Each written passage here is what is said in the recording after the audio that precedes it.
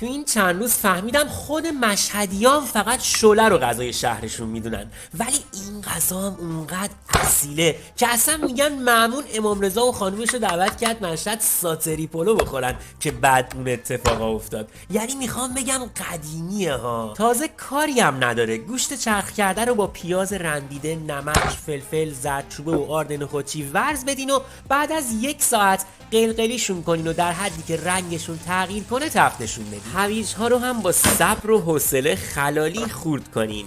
اگرم دنبال یاد گرفتن غذاهای سنتی و اصیل ایرانی هستین، میتونین صفحه من یعنی آشپزی با بهنام رستمی رو دنبال کنین تا یه عالمه غذاهای جدید یاد بگیرین.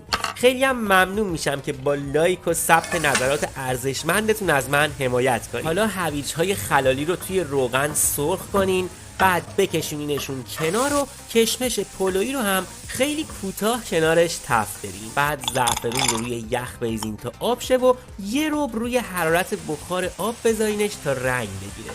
بعد به مواد اضافهش کنین و یه همی بزنین بذارینشون کنار. بعد توی قابلمه آب رو جوش بیارین، بهش نمک بزنین و برنجی رو که از 3-4 ساعت قبل با آب و نمک خیس کردین آبش رو دور بریزین و برنج ها رو حدوداً 7-8 دقیقه بجوشونین و وقتی نیم پس شدن آب کششون کنین. یه برنج باید کمی سفت باشه و دورش نرم شده باشه، خیلی نپزینش که حین پخت شفته بشه. کف قابلمه هم روغن و زعفرون بریزین، یه لایه برنج زعفرونی، یه لایه برنج سفید، موادی که تفت دادین و باز برنج سفید.